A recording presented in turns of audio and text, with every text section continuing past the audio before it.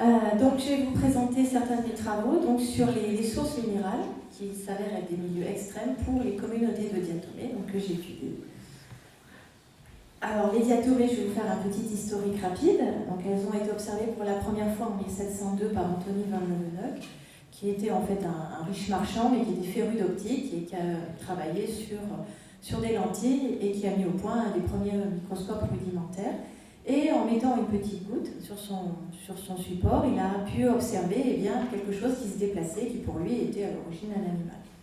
Puis au XVIIIe siècle, d'autres observations se sont succédées et l'animal en question était un organisme photosynthétique. Ensuite, Agar, en 1824, a pour la première fois appelé ces organismes photosynthétiques, donc ces algues, il les a appelés des diatomées. Se sont succédés plusieurs atlas avec des descriptions de nouvelles espèces, donc par Ehrenberg, Agar, Nitz. Et puis après, en 1960, avec la mise en place de la microscopie électronique à balayage, tout cela ça a permis de relancer la classification et d'avoir de nouveaux critères pour déterminer et classifier les diatomées. En parallèle, il y a eu toute la mise en place de la génétique et également de la biologie moléculaire. Alors ces diatomées, elles sont apparues il y a à peu près 200 millions d'années au Jurassique. On avait donc nos diatomées primitives, toutes rondes, planctoniques, qui voguaient au gré des éléments dans les océans. Et il y a 70 millions d'années, il y a eu toute une évolution avec l'apparition de nouvelles formes, des formes une grosse diversification de formes, avec des formes allongées notamment.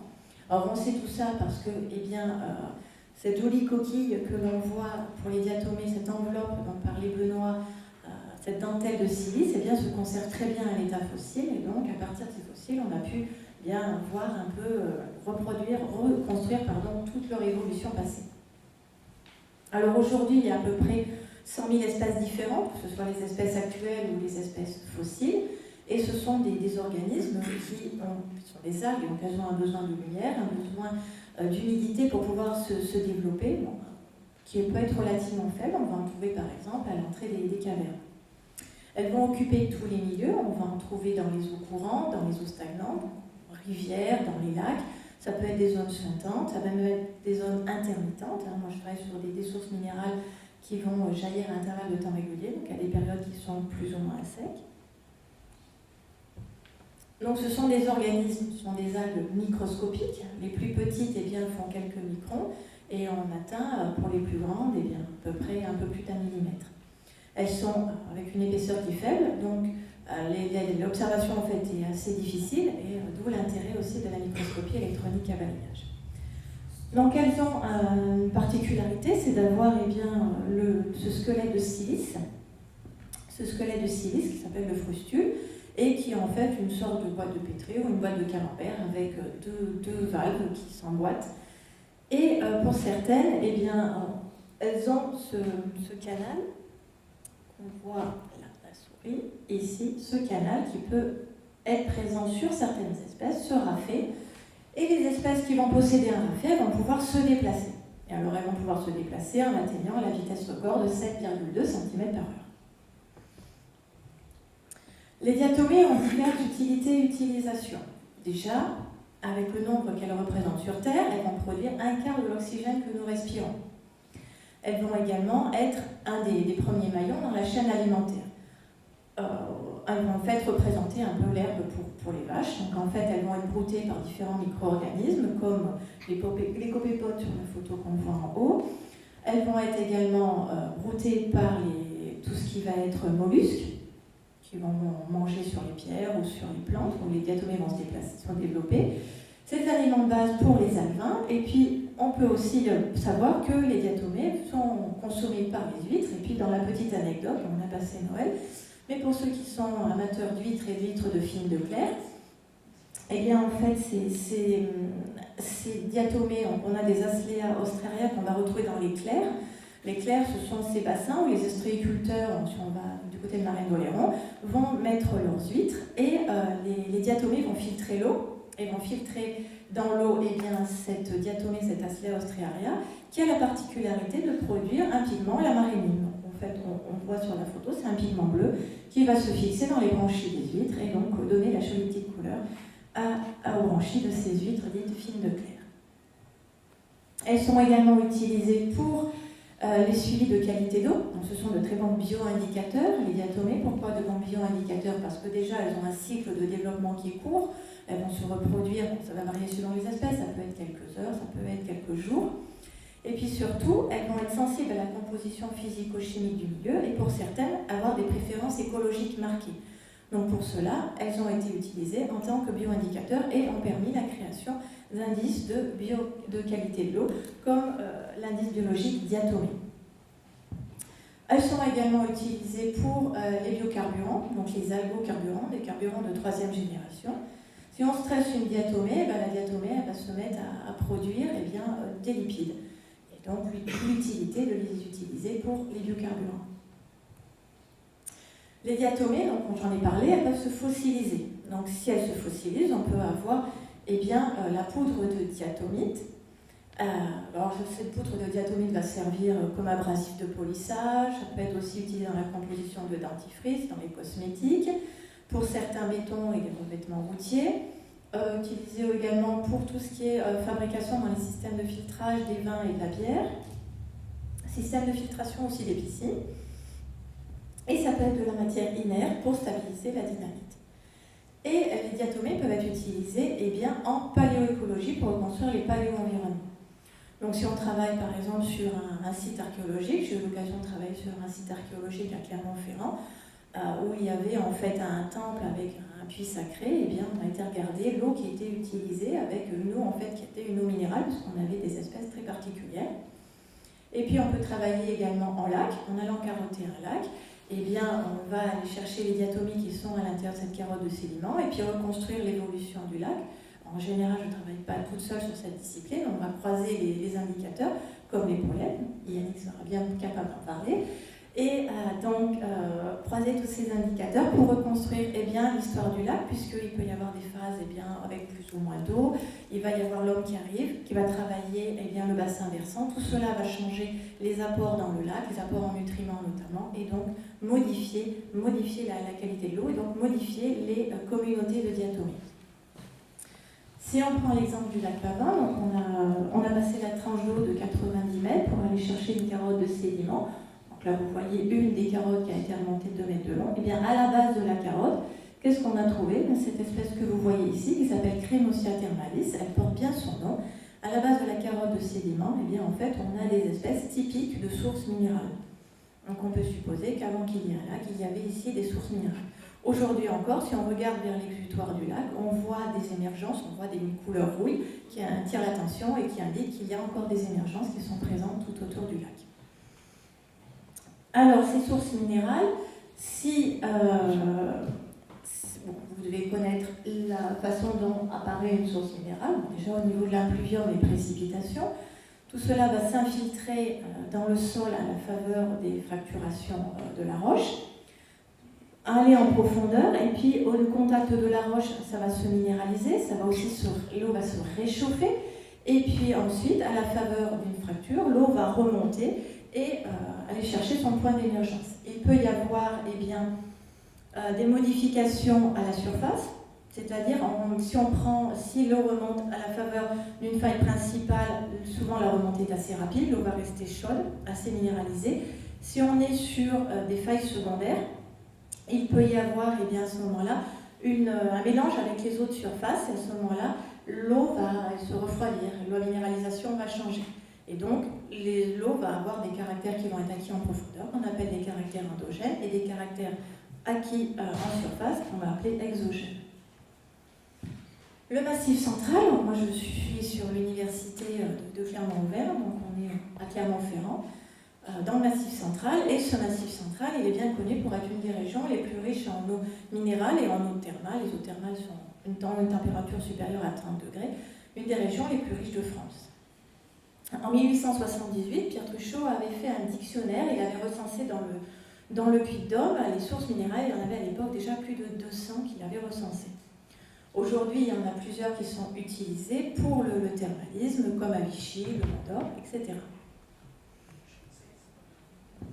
Alors, si on prend l'exemple de la source des roches chamalières, on sait que c'est une source qui avait été utilisée à l'époque gallo-romaine. Donc c'est une source qui a été, au fil des constructions, dont la remontée, en fait, le point d'émergence a été modifié au fur et à mesure. Et quand ils ont construit un immeuble, ils sont tombés sur la source qui était utilisée à l'époque, le point d'émergence en tout cas qui était utilisé à l'époque gallo-romaine. Et ils sont tombés sur des ex-voto qui étaient nombreux. Donc là, il y a des collègues du laboratoire qui avaient travaillé sur les pollens et sur les graines qui étaient présentes sur cette source. Alors d'autres sites qui avaient été utilisés et qui sont encore utilisés, comme par exemple Saint-Nectaire, où on peut voir aux grottes du Cornador des thermes troglodytes romains. Donc là, en fait, c'était une clinique pour les soldats romains. À Roya, à côté de l'actuel établissement thermal, on peut voir la piscine antique. À la source du bar, que vous voyez en bas, quand ils ont nettoyé la source, ils ont trouvé un trésor avec 67 pièces de monnaie romaine. Alors ces sources, il y en a une majorité qui sont utilisées, et puis il y en a qui sont abandonnées et qui tombent aussi dans l'oubli. Il y en a une, je voulais la trouver, et avec une collègue, on a cherché, je pense bien, pendant 2 heures, personne du hameau ne connaissait. On a fini par la trouver, mais ce n'était pas sans peine. Et donc on a des secteurs qui sont, les sources disparaissent des mémoires. À certains endroits, les bâtiments qui étaient souvent des établissements thermaux tombent dans l'oubli, comme à Saint-Nectaire, comme au Mont-d'Or, ou en bas à Sainte-Marguerite, où on peut aller encore dans l'ancien établissement, en tout cas dans le parc de l'ancien établissement thermal, on peut voir les buvettes. Alors ces sources minérales, elles ont des particularités naturelles. Alors en remontant, eh bien, elles peuvent se charger en gaz, dans le sous-sol, elles vont se charger en CO2 et donc remonter, charger en gaz. Donc, comme ici sur la source de la Courpierre, sur la source des Bénédictins. Donc là, on a des milieux avec une oxygénation du coup qui est très faible. On peut avoir des sources intermittentes, ce que je vous disais, il y a des sources qui vont jaillir à intervalles de temps réguliers. Le geyser, ils ont mis un tuyau en métal pour pouvoir augmenter la hauteur du geyser pour qu'elle soit beaucoup plus impressionnante, mais il jaillit en tout cas tous les quarts d'heure. Et puis on a également la source la plus chaude d'Europe, à la température d'environ 80 degrés. On a également des sources qui sont très minéralisées. Donc cette source, elle est coincée entre l'aéroport, une voie rapide et l'autoroute. C'est la source de la poix. Elle a une conductivité qui est celle de 2 fois l'eau de mer. Donc on est à 123 000 microsiemens par centimètre. Donc on a une eau qui est très très riche, très très chargée, et en plus elle remonte chargée d'hydrocarbures, elle remonte chargée de bitume. Donc là on a vraiment un milieu qui est très particulier, c'est vraiment une des raretés, mais c'est vraiment un milieu très particulier et très contraignant. On a également des sources bicarbonatées, donc elles sont chargées, évidemment elles remontent pour une grande majorité aussi chargées en carbonate. Donc on va avoir des phénomènes de pétrification naturelle. Donc ça a été dévié, utilisé dans l'artisanat.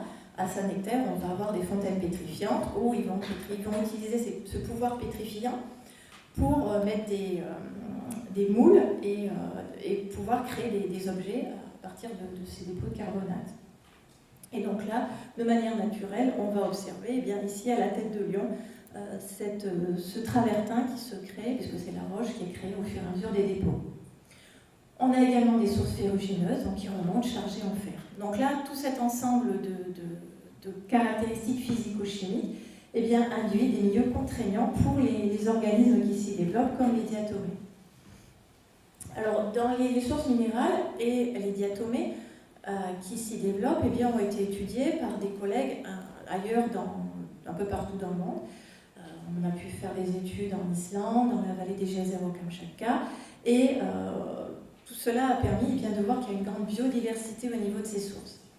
En Auvergne, il y a des travaux qui avaient été faits par Frère et Rigaud, qui avaient fait déjà un travail assez colossal sur les diatomées fossiles, sur les diatomées qu'on peut rencontrer également sur certaines sources. Ensuite, il y a eu des travaux avec quelques sites qui ont été étudiés par Benamou, par Chavit-Romago, par Tudesque. Et dans ces sources minérales, eh bien, régulièrement, on va décrire de nouvelles espèces de diatomées. Les sources minérales, quand elles émergent, c'est un peu comme une île. On est sur un écosystème qui est complètement différent de ce qui l'entoure. Donc, avec toutes les propriétés qu'elles ont, on va avoir des espèces nouvelles, des espèces qui sont particulières, on peut caractériser d'endémiques du site. Et ce sont aussi des milieux fragiles, des sources minérales, donc, qui vont abriter des espèces particulières, d'où l'intérêt de les protéger. Alors, dans les études que j'ai menées, eh bien, bon, pour l'instant, j'ai recensé un peu plus de 150 sources minérales dans le Massif central. Et donc, on a une biodiversité qui est assez élevée. Et ces travaux m'ont permis déjà bien d'avoir des listes d'espèces à relier avec la physico-chimie du site. Et de décrire aussi de nouvelles espèces, on peut en avait parlé. Donc déjà 4 nouvelles espèces décrites dans les sources et un genre nouveau dont la publication a été soumise. Donc la première espèce, Navicula sancta margaritae, puisque je l'ai trouvée sur le site de l'ancien établissement thermal de Sainte-Marguerite. Célaphora la bernardii, une petite espèce que j'avais pu observer dans une source qui était assez impactée, puisqu'elle était riche en nitrate. Alors cette espèce, donc je l'avais observée donc une première fois à la Fonblée, et puis j'ai été voir d'autres sites, et là je l'avais vu une Célaphora qui lui ressemblait énormément, mais qui avait des dimensions beaucoup plus grandes. Donc on peut voir, si la souris va revenir, voilà, ça c'est ma population à la Fonblée, donc elle a de petites tailles. Et puis ici, à une source qui était intermittente, la Gargouillère, on a des espèces de plus grandes dimensions. Donc déjà, est-ce qu'il y avait une autre espèce avec des dimensions différentes? Et puis je suis tombée sur un autre site où, là, les dimensions, en fait, j'avais une communauté intermédiaire. Donc là, c'est la génétique qui m'a permis de trancher, puisqu'on a utilisé des analyses génétiques avec le gène RBCL. Et là, on s'est rendu compte, on a bien validé qu'on avait une seule et même espèce, mais avec une variabilité morphologique qui était liée aux conditions physico-chimiques. À la source de Chaudzey, donc la source du Par, avec ses 80 degrés, et également à la source d'Abré, donc une source qui est près de Vichy, donc il y a quand même 150 km qui les séparent l'une de l'autre, on a une espèce, la Craticula leucoé, donc une espèce nouvelle également, qui résiste du coup aux eaux qui est caractéristique des eaux très chaudes. Pseudostorizera bardii, je vous ai parlé tout à l'heure d'une petite source dans laquelle on a trouvé un trésor romain.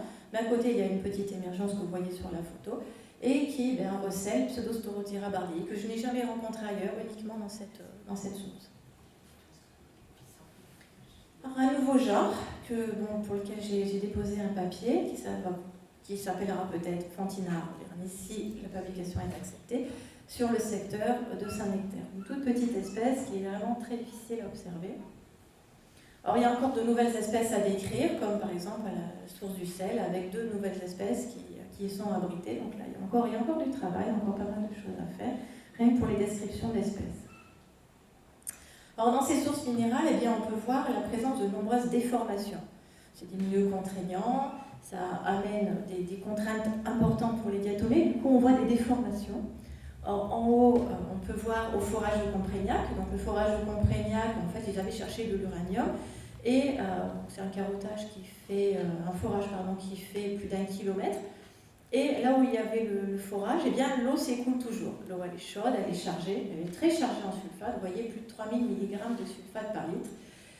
Donc vous voyez, normal, la Fragillaria famélica, et puis à gauche, vous voyez toutes les formes que l'on peut observer de cette Fragillaria.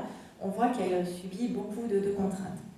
Fonblée, où j'ai décrit donc, la petite Célaphora la bernardii, je vous avais dit qu'elle avait des nitrates, 32 mg par litre, et on voit pas mal de déformations sur certaines espèces. Et puis, ici à droite, à la montagne, la source de la montagne, c'est une source radioactive, naturellement radioactive. Donc on est à peu près à 1000 nanosieverts. Il faut savoir qu'un aller-retour, si on fait un aller-retour Paris-New York, on prend un rayonnement gamma de 9,5 microsieverts. Donc on est un peu déjà dans des gammes assez élevées. Donc on est quelque chose vraiment de naturellement radioactif. Et on voit qu'on a des déformations aussi. La première fois qu'on a fait un échantillonnage, l'eau était aussi chargée en nutriments et pas mal de nitrates, plus cette radioactivité. Et on a observé, pour l'espèce dominante qui était présente, 80% de cette espèce qui était déformée. Alors si on continue sur les sources radioactives, on est dans le Massif central, sur un socle granitique hercynien, et on a dans le sous-sol de l'uranium qui est présent, et donc on a des sources radioactives. Alors Jacquet, en 1929, avait fait un travail d'inventaire des sources, et pour les caractériser d'un point de vue Radioactivité, donc là on était au plein boom de la radiothérapie, où on mettait de la radioactivité, on irradiait tout, que ce soit les baiguettes pour les enfants, que ce soit les crèmes, les dentifrices. Tout cela avait pour but de stimuler le renouvellement cellulaire. Mais ça nous sert de base de travail, puisqu'on a pu, comme ça, repérer différentes sources, dont la source de la montagne, donc qui était la nature radioactive du Massif central. Donc, petit focus sur cette source de la montagne. Elle est ici indiquée avec le point rouge. On avait utilisé une deuxième source à Marioles, qui est moins radioactive, et on voit que sur le secteur, il y avait l'ancienne mine d'uranium de Rofin qui était présente, qui n'est plus abandonnée. Donc, on a travaillé sur ce site. On a fait un suivi, on a effectué un suivi pendant plus d'1 an. Donc là, je vais vous montrer les travaux, les résultats de la publication qui est actuellement dans Botany Letters. Donc là, on avait travaillé sur 8 mois. Et au niveau des résultats, donc on avait fait notre suivi. On a la physico-chimie, les mesures de radioactivité et les communautés de diatomées. Donc on a vu que notre source de la montagne, qui était la plus radioactive, et celle de Marioles, avait des différences déjà de physico-chimie. À la montagne, c'est une source qui est déjà plus minéralisée, avec une conductivité plus élevée, elle a pas mal de lithium. La radioactivité, vous le savez, elle est plus radioactive. Marioles, elle contient plus de fluor, elle est plus proche du bassin de Vichy-Saint-Thieu, donc elle est plus riche en fluor, ça fait partie des caractéristiques du bassin. La température est un peu plus élevée et elle n'est pas impactée. C'est un forage avec un aménagement. En général, il n'y a pas d'impact, tandis que la montagne est dans un fond de vallon. Dès qu'il y a des ruissellements, ça va au-dessus, il y a une exploitation agricole, ça va amener des nutriments. Donc là, on a une double influence. Alors, on a travaillé sur l'influence de la radioactivité, puis on a regardé donc, au fil des mois quel était le pourcentage de déformation qu'on voyait en prenant en compte les espèces présentes dans le comptage. Donc on voit qu'on a montagne 1 qui est à l'intérieur de l'ancien bâtiment de captage, et montagne 2, qu'on appelait montagne 2, qui est à l'extérieur. Donc soit montagne 1 ou montagne 2, on voit qu'on a déjà en général plus de 20% de déformation, alors qu'à Marioles, on est en dessous de 10%. Donc on voit déjà que dans cette source qui est naturellement radioactive, on a déjà autant de radioactivité. Alors, on avait pu lire dans Falasco et al. En 2009 que dans les environnements stressants, en général, c'était dominé par de petites espèces, par de petits organismes qui avaient une sensibilité au stress qui était déjà moindre. Dans ces sources, on observe beaucoup Planotidium frequentissimum qui est bien représenté. On a pu voir aussi qu'il y avait des déformations, mais il y avait également, au niveau des ratios longueur-largeur, il y avait des différences. On était sur des individus qui étaient stressés, du coup, qui étaient souvent plus petits. Moi, je l'ai observé également en République tchèque, où on a été échantillonner une source banale, elle est peu minéralisée, mais elle est très radioactive. Et dans cette source, j'ai pu échantillonner et voir, par exemple, que Pinularia sinistra, qui était l'espèce dominante, elle avait un ratio longueur-largeur qui était extrêmement petit, donc on voit que le milieu amène d'autres contraintes. Donc on a cherché à voir s'il n'y avait pas d'autres éléments qui pouvaient expliquer ces déformations, ces observations. Donc on a fait une analyse pour aller chercher différents éléments, dont les métaux lourds. Et ce que l'on a vu, c'est qu'il y avait un peu de plomb et d'arsenic, mais en tout cas à des doses très faibles. Dans la littérature, Morin avait expliqué qu'à des doses, même très faibles, des concentrations assez faibles, il pouvait y avoir un biais, il pouvait avoir un impact. En creusant un peu plus sur les concentrations elles-mêmes, on est vraiment en dessous. Après, cela n'empêche pas qu'il peut y avoir une conjonction de phénomènes qui vont expliquer ces déformations. On a fait quand même des tests de corrélation, donc là on a fait jouer les mathématiques, à corrélation, test d'Adonis, entre la teneur en radon et les pourcentages de forme tératologiques. Et donc là on a un lien qui est assez fort entre les deux, puisqu'on a un R à 0,65. Pour conforter nos résultats, on a utilisé la base de données que j'avais créée avec la centaine de sources, et on a été chercher des sources miroirs, c'est-à-dire des sources qui allaient physico-chimiquement être comparables à Montagne et à Marioles, mais qui allaient présenter peu de radioactivité ou pas de radioactivité. Donc on a identifié Montagne avec en jaune ses sources miroirs, Marioles avec ses sources miroirs. Donc on a pu en trouver, on a été les échantillonner, on a été voir ce qu'il y avait en radioactivité, donc Font-Salé, Font-Salada, Sainte-Marie, Fontaine-Salée, Fontaine-Goyon. On a été les voir et on peut voir en taux de radon qu'on a des taux de radon qui sont beaucoup plus faibles, plus à 1000, 1500 comme à la montagne. Le pourcentage de déformation est en général inférieur à 10%. Et l'espèce dominante est aussi Planotidium frequentissimum. Donc là, on a le même cortège d'espèces, on a quelque chose de complètement comparable. Et on voit que les déformations sont beaucoup plus faibles. On a 7,5 et 10,5% à Fontaine-Sanzélé et Fontaine-Goyon. Là, on a un taux de manganèse qui est beaucoup plus élevé, qui peut là aussi induire ces résultats. Donc ce que l'on voit, c'est que globalement, dans les sources minérales, on a un pourcentage de déformation qui est quand même élevé, inférieur à 10%, mais il est quand même élevé. Straub et Gendin, en 2006, avait mis la limite de 1%, en disant au-delà de 1%, on observe quand même qu'il y a des déformations, c'est quand même un milieu toxique, contraignant. On se rend compte que dans les sources minérales, en tous les cas, on sera au-delà des 1%, on sera au-delà même des 3%. Alors dans les perspectives, ce que l'on veut voir, eh bien, c'est comment les diatomées s'adaptent à cette radioactivité. Donc là, c'est un programme qu'on a déposé avec Benoît et on voudrait comprendre eh bien, les mécanismes d'acclimatation, d'adaptation en comparant les peuplements de diatomées, de biotopes, donc de sources en fait, qui vont être radioactives, avec des sources qui sont nos sources miroirs, qui sont peu radioactives, en comprenant eh bien, ce qui va se passer au niveau physiologique. On va regarder la respiration, on va regarder la photosynthèse, mais également d'un point de vue biochimique, puisque j'en ai parlé pour les algocarburants, quand on stresse une diatomée, elle va produire plus de lipides, mais également plus de pigments. Donc on va voir s'il y a des modifications à ce niveau-là. On voudrait travailler d'un point de vue paléo-environnemental. Alors, la première étape, ça sera du paléo-environnemental récent, puisqu'on remonterait à la période d'embouteillage à la montagne. Elle a été embouteillée vers les années 1850, donc on voudrait avoir le avant, le pendant, le après, voir ce qui s'est passé, s'il y a eu des modifications au niveau de cette radioactivité, une modification au niveau des communautés, qu'est-ce qui s'est passé, qu'est-ce qui a été induit, est-ce qu'il y a eu des changements. Après, ce qu'on aimerait à terme, c'est pouvoir descendre dans des âges beaucoup plus anciens, remonter le temps et voir comment les choses ont évolué. Alors évidemment, pour travailler sur toutes ces thématiques de recherche, eh bien, je ne suis pas seule. Je travaille déjà avec mes collègues à Géolab, avec des collègues sur le site Clermontois. Au niveau national, avec différents laboratoires, dont celui de Benoît, et à l'international, avec des collègues du Luxembourg, du Jardin botanique de Metz, qui m'aident pour les descriptions d'espèces. J'ai même pu travailler avec une collègue qui a fait sa thèse sur les sources sardes, et on a pu faire une publication là-dessus en comparant. Donc voilà mes différents collègues, mes principaux collaborateurs, et je vous remercie de votre attention.